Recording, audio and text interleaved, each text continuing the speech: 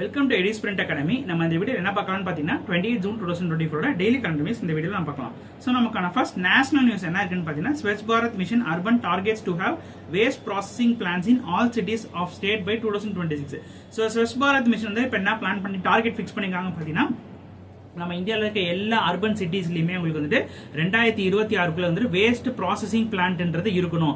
So ஒரு waste material வந்து அதை ப்ராசஸ் பண்றதுக்கான பிளான்ட் வந்து அங்கே இருக்கணும்காண்டி தான் இவங்க வந்து இப்போ வந்து டார்கெட் ஃபிக்ஸ் பண்ணிருக்காங்க. எப்போ எந்த வருஷத்துக்குள்ள இந்த டார்கெட் அச்சீவ் பண்ணணும்னு சொல்லியிருக்காங்க பார்த்தீங்கன்னா 2026 இந்த டார்கெட்ன்றது அச்சீவ் பண்ணணுன்றது சொல்லியிருக்காங்க. ஸோ இந்த ஸ்வச் பாரத் மிஷன்ன்றது உங்களுக்கே தெரிஞ்சிருக்கும், அது தூய்மை இந்தியான்றத திட்டத்தின் கீழே செயல்படுறது இந்த ஸ்வச் பாரத் மிஷன். ஸோ அதுல வந்து நம்ம இந்தியா வந்து கிளீனினஸா இருக்கணும், ஸோ எல்லா இடத்துலையுமே வந்து கிளீனினஸா மெயின்டைன் ஆகணும்காண்டி தான் இந்த மிஷன் வந்து கொண்டு வந்தாங்க. இப்போ வந்து அதோட 2.0 வருஷன்றது போயிட்டு இருக்குது. ஸோ இந்த மிஷனை எப்ப வந்து நம்ம சென்ட்ரல் கவர்மெண்ட் வந்து கொண்டு வந்தாங்க பார்த்தீங்கன்னா 2014 தான் இதுக்கான மிஷினை வந்துட்டு அவங்க வந்து நம்ம சென்ட்ரல் கவர்மெண்ட் வந்து அறிவிச்சாங்க. ஸோ அது வந்து எந்த மினிஸ்ட்ரிக்கு கீழே வரும்னு பார்த்தீங்கன்னா, ministry of housing and urban affairs கீழே தான் வரும் உங்களுக்கு. ஸோ இப்போ இந்த ஹவுசிங் அண்ட் அர்பன் அஃபேர்ஸ் என்ன பண்ணிருக்காங்க பார்த்தீங்கன்னா, உங்களுக்கு வந்து வெஸ்ட் பெங்கால்ல 860 கோடிக்கு வந்து இந்த மிஷனுக்கான 2.0 திட்டத்துக்கான அனௌன்ஸ்மெண்ட் பண்ணிருக்காங்க. ஸோ அந்த ஃபர்ஸ்ட் இந்த செட்டில தான் வந்துட்டு இந்த ப்ராசஸிங் பிளான்ஸ், ஸோ இதுக்கு ரிலேட்டடான மிஷினரிஸ் எக்யூப்மெண்ட்ஸ் அண்ட் மிஷினை வந்துட்டு வெஸ்ட் பெங்கால்ல தான் பண்ண போறாங்க. ஸோ அதில் பார்த்தீங்கன்னா focusing on waste management focus பண்ணி வந்து 118 வேஸ்ட் டம்ப் சைட்ஸ் வந்துட்டு ஐடென்டிஃபை பண்ணியிருக்காங்க. ஸோ அந்தந்த சைட்ல தான் உங்களுக்கு வந்து ப்ராசஸிங் பிளான்ட் வந்து போடுவாங்க உங்களுக்கு. ஸோ இதில் பார்த்தீங்கன்னா உங்களுக்கு biomining and bioremediation method வந்துட்டு டாஃப் லேண்ட் ஃபால்ஸ் இன் கொல்கட்டாவில் வந்து இம்ப்ளிமெண்ட் பண்ண போறாங்க. அண்ட் 4500 மெட்டீரியல் ரெக்கவரி ஃபெசிலிட்டிஸ் வந்துட்டு த்ரூ த வெஸ்ட் பெங்கால் வந்து டெவலப் பண்ண போறதா சொல்லியிருக்காங்க உங்களுக்கு. ஸோ அண்ட் வந்து இன்னொரு அப்புறம் என்ன கொடுத்துருக்காங்க பார்த்தீங்கன்னா, கம்ப்ரஸ் பயோகேஸ் பிளான்ட் வந்து 460 கம்ப்ரஸ் பயோகேஸ் பிளான்ட் வந்து போட போறாங்க. கம்ப்ரஸ் பயோகேஸ் பிளான்ட் போனோமா உங்களுக்கு வந்து ஸ்வச் பாரத் எப்படி வந்துட்டு அச்சீவ் பண்ண முடியும்ன்றது நீங்க கேட்டீங்கன்னா, இப்போ வந்து கம்ப்ரஸ் பயோகேஸ் பிளான்ட் உங்களுக்கு வந்துட்டு பயோகேஸ்ன்றது நம்மளோட ஆர்கானிக் வேஸ்ட்னா நம்ம வீட்டில் சேர்ற வெஜிடபிள்ஸ், பிளான்ட் வேஸ்ட், இந்த மாதிரி ஆர்கானிக் வேஸ்ட்னா உங்களுக்கு வந்துட்டு இருக்கும்ல. ஸோ அதெல்லாம் டம்ப் பண்ணி அதுல இருந்தா வந்து பயோகேஸ்ன்றது உருவாக்காங்க. ஸோ அந்த வேஸ்ட்னா ஒரு இடத்துல கலெக்ட் பண்ணி நம்ம யூஸ்ஃபுல் ப்ராடக்டா மாத்திட்டா அந்த வேஸ்ட்ன்றது ஒரு இடத்துல வந்து சேராது உங்களுக்கு. ஸோ இது நம்ம என்விரான்மெண்ட்டுக்கு நல்லது அண்ட் ஸ்வச் பாரத் மிஷன் வந்து அச்சீவ் பண்ண மாதிரி இருக்காண்டி தான் இந்த திட்டத்தில் வந்து இந்த கம்ப்ரஸ் பயோகேஸ் பிளான்ட் வந்து இம்ப்ளிமெண்ட் பண்ண போறாங்க. அண்ட் வேஸ்ட் ப்ராசஸிங் யூனிட்டுக்காண்டி அடிஷனலா அந்த இதுல வந்து 209 கோடின்றது ஒதுக்கி இருக்காங்க நம்ம கவர்மெண்ட் ஆஃப் இந்தியா. ஸோ இந்த மினிஸ்ட்ரி ஆஃப் ஹவுசிங் அஃபேர்ஸ் மினிஸ்டரோட கேபினட் மினிஸ்டர் யார் இருக்கான்னு பார்த்தீங்கன்னா, மனோகர் லால் கத்தர் தான் இப்போ வந்து கேபினட் மினிஸ்டரா இருக்காரு. அண்ட் மினிஸ்ட்ரி ஆஃப் ஸ்டேட்ல இருக்கு பார்த்தா தோக்கன் சாகுவா தான் இருக்காங்க. ஸோ வெஸ்ட் பெங்கால் ஸ்டேட்டோட ஸ்ட்ராட்டஜிக்கே பார்த்தீங்கன்னா உங்களுக்கு சீஃப் மினிஸ்டர் வந்து மம்தா பானர்ஜி, கேபிட்டல் வந்து கொல்கட்டா, கவர்னர் வந்து சிவி ஆனந்த் போஸ் தான் அந்த ஸ்டேட்டோட கவர்னரா இருக்காங்க. So next state news. Madhya Pradesh minister to pay tax on their salary and allowance. So Madhya Pradesh government இப்போ வந்துட்டு மீட்டிங் கூடும்போது அந்த ஸ்டேட்டோட சீஃப் மினிஸ்டர் வந்துட்டு மோகன் யாதவ் வந்து என்ன சொல்லியிருக்கான்னு பார்த்தீங்கன்னா, நம்ம ஸ்டேட்ல வாங்குற எம்பிஸ் அண்ட் எம்எல்ஏஸ் வந்துட்டு வாங்குற சேலரில இருந்து அவங்க எவ்வளவு சேலரி வாங்குறாங்களோ அதுக்கு தகுந்த மாதிரி அவங்க வந்து டாக்ஸ் வந்து பே பண்ணணும். அவங்க பாக்கெட்ல இருந்தா அந்த காசுன்றது போகணுன்றதுக்காண்டி இப்போ வந்து அந்த அவங்க மீட்டிங்ல தீர்மானம் எடுத்திருக்காங்க. ஸோ அதாவது பாத்துக்கிட்டீங்கன்னா, முன்னாடினா எல்லா மற்ற ஸ்டேட்ல எல்லாம் பாத்துக்கிட்டீங்கன்னா எம்எல்ஏஸ் வாங்குற சேலரி வந்து அவருக்கு வந்து ஃபுல்லாவே போயிடும். அவர் வாங்க சேலரிக்கு டாக்ஸ் வந்து யார் பே பண்ணுவாங்கன்னா, நம்மளோட கவர்மெண்ட் தான் வந்து அந்த ஸ்டேட் கவர்மெண்ட் தான் வந்து பே பண்ணுவாங்க. இப்போ என்ன ஸ்டேட் கவர்மெண்ட் அந்த மத்திய பிரதேஷ் ஸ்டேட் கவர்மெண்ட் வந்து இனிஷியேட்டிவ் எடுத்திருக்காங்கன்னு பாத்தீங்கன்னா, நம்ம வாங்குற டாக்ஸுக்கு நம்ம வாங்குற சம்பளத்துக்கு நம்ம தான் டாக்ஸ் கட்டணும். ஸோ கவர்மெண்ட் வந்து எந்த வித செலவும் இந்த டாக்ஸுக்கு பண்ணாது. ஸோ நீங்க வந்துட்டு 1 lakh வாங்கினீங்கன்னா அதுக்கு எவ்வளவு டாக்ஸ் அமௌண்ட்டோ அந்த டாக்ஸ் அமௌண்ட் நீங்க தான் உங்க பாக்கெட்ல இருந்து பே பண்ணணும்னு ஒரு தீர்மானம் எடுத்திருக்காங்க உங்களுக்கு. ஸோ இது வந்து இப்போ மட்டும் இல்லை, உங்களுக்கு இது டிசைட் பண்ணப்பட்டது எப்படின்னு பார்த்தீங்கன்னா 1972 மத்திய பிரதேசில் இன்கம் டேக்ஸ் ஆக்ட் 1961 வந்துட்டு படி இதை தீர்மானம் எடுத்திருந்தாங்க. ஸோ இப்போதான் இது இம்ப்ளிமெண்ட் பண்ண போறாங்க மத்திய பிரதேசில். ஸோ மத்திய பிரதேஷ் ஸ்டேட்ன்றது எப்போ ஃபார்ம் ஆயிருக்குன்னா 28 மே 1948 இருந்து ஃபார்ம் ஆயிருக்குது. கரண்ட் நேம் வந்துட்டு 1956 தான் இதுக்கு வந்து கரண்ட் நேம் வந்து மத்திய பிரதேஷ்ன்றது நேம் மாத்திருப்பாங்க. இது வந்து second largest state in India after ராஜஸ்தானுக்கு அடுத்தது ஏரியா வைஸ்ல உங்களுக்கு வந்து லார்ஜஸ்டான ஸ்டேட் வந்துட்டு மத்திய பிரதேசா இருப்பாங்க உங்களுக்கு. ஸோ இதோட கரண்ட் கவர்னர் யார் பார்த்தா மங்குபாய் பட்டேல். கேபிட்டல் வந்து போபால்ல இருக்குது. ஸ்டேட் சிம்பிள்ஸ்ன்றது பார்த்தீங்கன்னா லாங்குவேஜ் வந்து ஹிந்தி தான். ஸ்டேட் டான்ஸ் வந்து ராய் அண்ட் ஸ்டேட் அனிமல்ஸ் ஃபேம் டீர். ஸ்டேட் பேர்டு வந்துட்டு துகராஜ். ஸ்டேட் ஃபிஷ் வந்துட்டு மஹிசீர் அண்ட் ஸ்டேட் ஃபிளவர் வந்து லில்லி. ஸ்டேட் ட்ரீ வந்து பேனியன். ஸ்டேட் ரிவர் பார்த்தீங்கன்னா நர்மதா ரிவர் தான் மத்திய பிரதேசோட ஸ்டேட் ரிவர். ஸ்டேட் ஸ்போர்ட் பார்த்தீங்கன்னா மல்கம் தான் அதோட ஸ்டேட்டோட உங்களுக்கு வந்துட்டு ஸ்போர்ட்ஸ். So next news பாத்தீங்கன்னா central electronics limited and granted mini Ratna status category 1 range. So வந்துட்டு அவங்களோட கோல்டன் ஜூப்ளி செலிப்ரேஷன் பண்ணும்போது அவங்களுக்கு வந்து சென்ட்ரல் கவர்மெண்ட்லேருந்து என்ன கிடைச்சிருக்குன்னா, அதாவது சென்ட்ரல் எலக்ட்ரானிக்ஸ் லிமிடெட், இது வந்து ஒரு பப்ளிக் செக்டர் கம்பெனி. ஸோ இந்த பப்ளிக் செக்டர் கம்பெனிக்கு வந்துட்டு அவங்களோட கோல்டன் ஜூப்ளி இயர்ல வந்துட்டு, அதாவது 50 வருஷம் வந்து பூர்த்தி பண்ணதுக்காண்டி அவங்களோட கோல்டன் ஜூப்ளி இயர்ல வந்து அவங்களுக்கு வந்துட்டு மினி ரத்னா கேட்டகரி 1 ஸ்டேட்டஸ்ன்றது கிடைச்சிருக்கு உங்களுக்கு. ஸோ இந்த ஸ்டேட்டஸை யார் கொடுத்துருக்காங்கன்னா, நம்மளோட சயின்ஸ் அண்ட் டெக்னாலஜி மினிஸ்டரான ஜிதேந்திர சிங் தான் இந்த அங்கீகாரத்தை அவங்களுக்கு வந்து கொடுத்துருக்காங்க. ஸோ இது எப்படி அவங்களுக்கு அச்சீவ் ஆயிருக்குன்னு பார்த்தீங்கன்னா, அவங்க நெட் ப்ராஃபிட் வந்துட்டு உங்களுக்கு வந்து 58 கோடியை தாண்டதுனால அவங்களுக்கு வந்துட்டு அவங்களுக்கு வந்து இந்த மினி ரத்னா ஸ்டேட்டஸ் கேட்டகரி 1 ஸ்டேட்டஸ்ன்றது கிடைச்சிருக்கு உங்களுக்கு. ஸோ இந்த 58 கோடி ரூபா இந்த ப்ராஃபிட்ல நிறைய வந்து டிவைட் அண்ட் கவர்மெண்ட் வந்து நிறைய கட்டினாலையும் அவங்களுக்கு வந்து 58 கோடி ப்ராஃபிட் வந்தனாலையும் இவங்களுக்கு வந்து மினி ரத்னா கேட்டகரி 1 ஸ்டேட்டஸ் வந்து கவர்மெண்ட் தரப்புல இருந்து இவங்களுக்கு கொடுத்துருக்காங்க. ஸோ இந்த மினி ரத்னா உங்களுக்கு வந்து பப்ளிக் சென்டர் கம்பெனியில் நிறைய வந்து கேட்டகரிஸ் இருக்குது. மகாரத்னா, மினி ரத்னா, நவரத்னான்ற மாதிரி கேட்டகரி இருக்குது. இதுலேயே ஹையஸ்ட், ரொம்ப ஹையஸ்ட், நம்ம வந்து கவர்மெண்ட்லேயே ஹையஸ்டான பப்ளிக் செக்டர் கம்பெனி என்ன சொல்லுவாங்கன்னா மகாரத்னான்னு சொல்லுவாங்க. ஸோ அதுக்கு கீழே வரதா நவரத்னா கீழே வரதான் உங்களுக்கு மினி ரத்னான்றது சொல்லுவாங்க. ஸோ மினி ரத்னால வந்து 2 கேட்டகரி இருக்குது, கேட்டகரி 1 அண்ட் கேட்டகரி 2ன்றது உங்களுக்கு. ஸோ இந்த கிரைட்டீரியா கேட்டகரின்றது பார்த்தீங்கன்னா, மினி ரத்னா 1 வாங்கணும்னா அவங்க வந்து 3 கன்சிக்யூட்டிவ் இயரா வந்து ப்ராஃபிட் வந்து எவ்வளோ ஏர்ன் பண்ணிக்கணும், ஆனுவலி வந்து 30 crores அவங்க ஏர்ன் பண்ணிக்கணும். And average turnover of 120 crores during the same பீரியட்ல வந்துட்டு அவங்க வந்து ஆனுவலா டர்ன் ஓவர் வந்து பண்ணியிருந்தாங்கன்னா அவங்க வந்து மினி ரத்னா கேட்டகரி 1 தருவாங்க.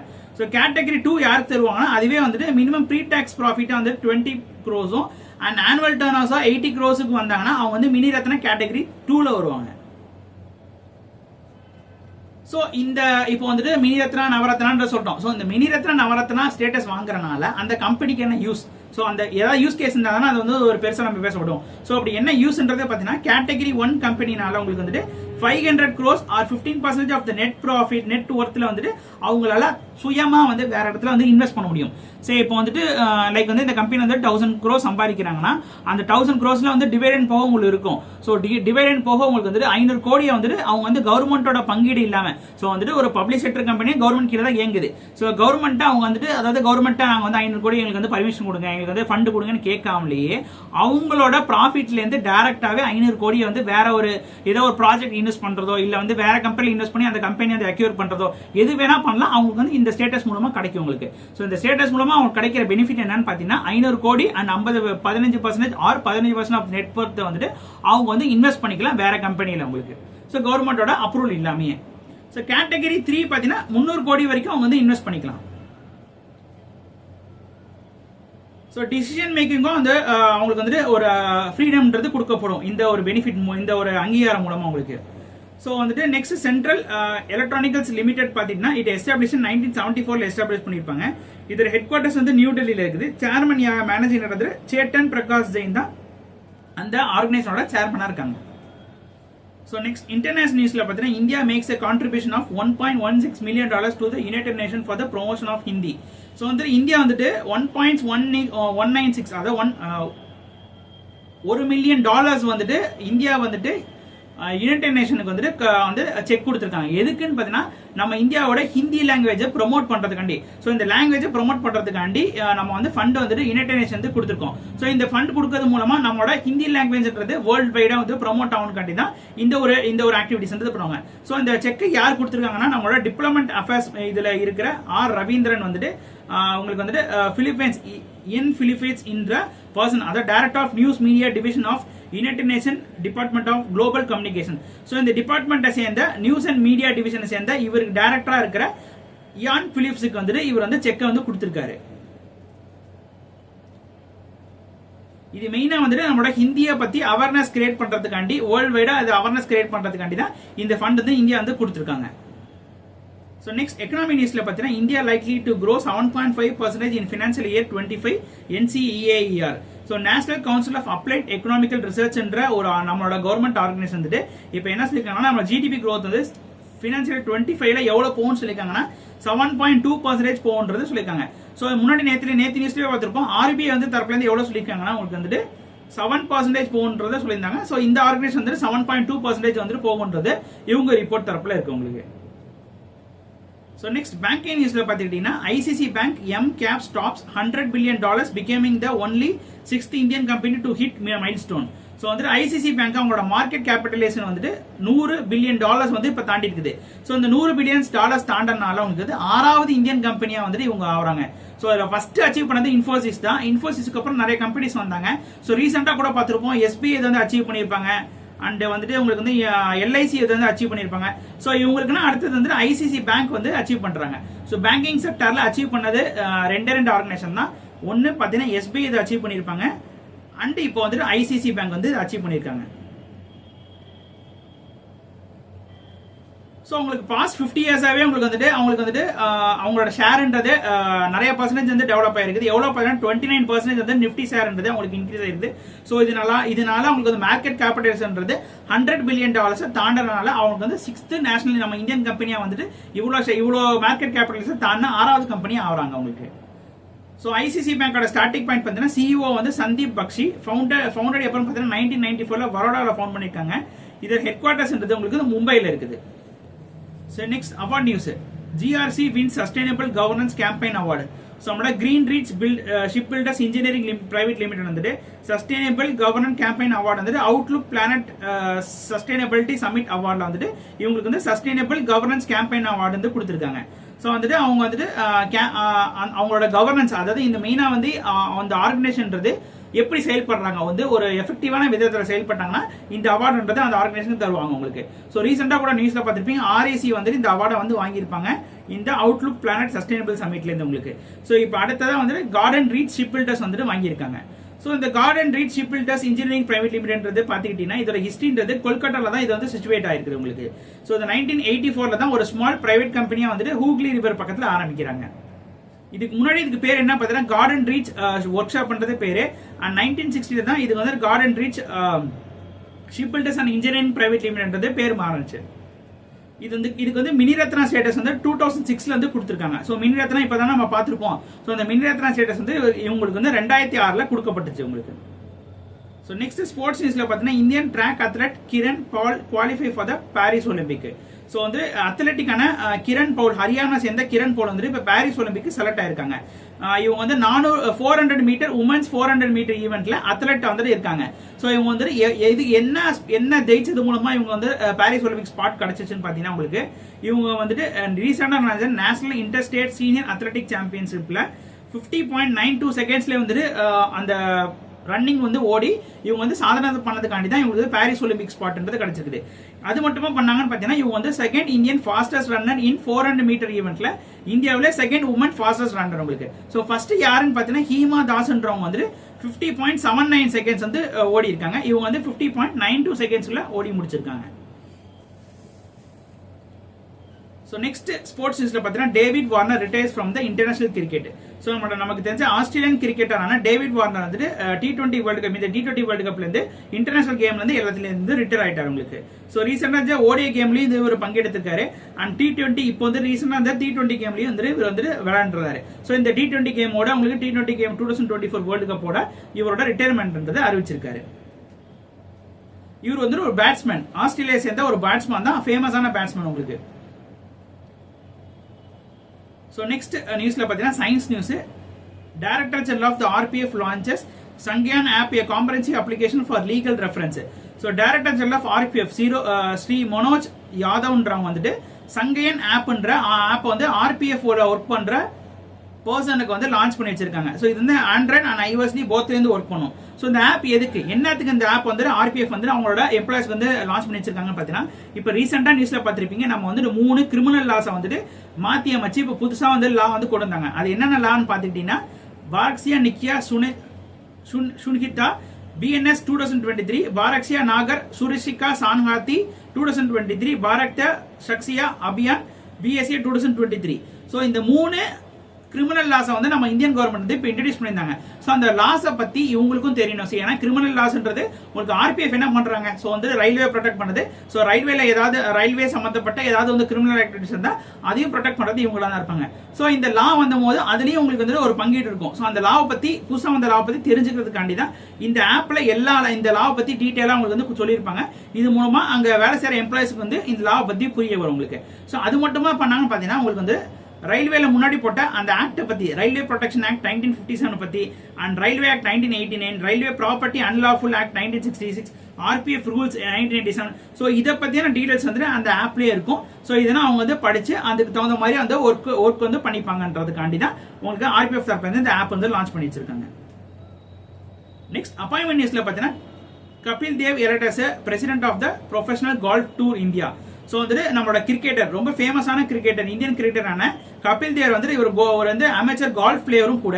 இவருக்கு வந்துட்டு என்ன கொடுத்துருக்காங்கன்னு பார்த்தீங்கன்னா president of professional golf tour India. So நம்மளோட கால்ஃப், அதாவது கிரிக்கெட், இப்போ நம்ம கிரிக்கெட்ல நமக்கு என்ன இருக்குது, பிசிசின்னு சொல்லுவோம். ஸோ அது மாதிரி கால்ஃபுக்கு வந்து ஒரு ஆர்கனைசேஷன் நம்ம இந்தியாவில் இருக்கிறது ப்ரொஃபஷனல் கால்ஃப் டூர் இந்தியா தான் அந்த ஆர்கனைசேஷன் நேம். ஸோ அதோட பிரசிடென்ட்டா வந்துட்டு கபில் தேவ் வந்து தேர்ந்தெடுத்திருக்காங்க. இவர் வந்து யாரை ரீப்ளேஸ் பண்ணிட்டு வராங்க பார்த்தீங்கன்னா ஹெச் ஸ்ரீனிவாசன் ரீப்ளேஸ் பண்ணிட்டு இவர் வராரு. இவர் வந்து 1983 மென்ஸ் கிரிக்கெட் வேர்ல்டு கப்ல இவர் தான் வந்து கேப்டனா இருந்து நமக்கு வந்து ஜெயிச்சு கொடுத்திருப்பாரு. ஸோ ஃபேமஸான இந்தியன் பிளேயர், உங்களுக்கு இந்தியன் கிரிக்கெட் பிளேயர், இப்போ வந்துட்டு ப்ரொஃபஷனல் கால்ஃப் இந்தியாவோட பிரசிடென்டா ஆகிறாரு. ஸோ இது எப்போ ஃபார்ம் பண்ணிருக்காங்க பார்த்தா 2006 ஃபார்ம் பண்ணிருக்காங்க. இதோட ஹெட் குவார்டர்ஸ் வந்து கார்குராம் ஹரியானால இருக்குது உங்களுக்கு. ஸோ இதுல ஹெட் நம்ம பார்த்த மாதிரி கால்ஃபர் கபில் தேவ் தான் இதோட ஹெட் ஆப் வந்து வகிக்க போறாரு. So next appointment நியூஸ்ல பார்த்தீங்கன்னா Asha Mohanta Kamboji, vice president of the Indian bullion jewellers association. So Indian bullion jewellers association vice பிரசிடென்டா வந்துட்டு ஆஷா மோஹந்தியா கம்போஜின்ற வந்து அப்பாயிண்ட் பண்ணிருக்காங்க. ஸோ இந்த ஆர்கனைசேஷன், இந்த இந்தியன் புல்லியன் ஜுவல்லர்ஸ் அசோசியேஷனோட ஸ்டார்டிங் பாயிண்ட் பார்த்தீங்கன்னா இதோட ஃபவுண்டட் பார்த்தீங்கன்னா 1919 ஃபவுண்ட் பண்ணிருக்காங்க. மும்பைல தான் இது வந்து ஃபவுண்ட் பண்ணிருக்காங்க. ஜாவாரி பசார்ல தான் இதோட இருக்குது உங்களுக்கு. ஸோ உங்களோட மெயின் ரோல் பார்த்தீங்கன்னா பாலிசி மேக்கிங், கோல்டு இண்டஸ்ட்ரியில பாலிசி மேக்கிங்ல இவங்க தான் வந்து முக்கியமான ரோல் வந்து வகிக்கிறாங்க. இவங்க வந்து யார் யூட்டிலைஸ் பண்ணிருக்காங்க பார்த்தீங்கன்னா நம்மளோட ministry of finance and RBI வந்துட்டு இவங்க வந்து யூட்டிலைஸ் பண்ணிருக்காங்க. டெய்லி கோல்டு பிரைஸ் வந்து டிசைன் பண்றதுக்கு இவங்களோட உதவியில தான் வந்து டிசைன் பண்றாங்க. இன்னைக்கு இவ்வளவு பிரைஸ் வந்து கோல்டு விற்கணும்ன்றத டிசிஷன் எடுக்கிறது பார்த்தீங்கன்னா இவங்களோட உதவியில தான் நம்மளோட ministry of finance and RBI வந்து டிசைட் பண்றாங்க. So next defense நியூஸ்ல பாத்தீங்கன்னா Jaipur military station second military station to have plastic waste road. So plastic வச்சு உங்களுக்கு வந்து ரோடு போட்டதுல உங்களுக்கு ஜெய்ப்பூர் மிலிட்டரி ஸ்டேஷன் தான் செகண்ட் வந்து மிலிட்டரி ஸ்டேஷனா இருக்காங்க உங்களுக்கு. ஸோ இவங்க வந்து செகண்ட் மிலிட்டரி ஸ்டேஷன்லேயே செகண்ட் டைம் வந்துட்டு, அதாவது இன்னொரு ஃபர்ஸ்ட் மிலிட்டரி ஸ்டேஷனா பாத்தீங்கன்னா எந்த மிலிட்டரி ஸ்டேஷன் போட்டிருந்தாங்கன்னா நாரகனி மிலிட்டரி ஸ்டேஷன் கவுகாட்டில இருக்கிற அசாம்ல இருக்கிற 2019 தான் ஃபர்ஸ்ட் பிளாஸ்டிக் வேஸ்ட் ரோட போட்டாங்க.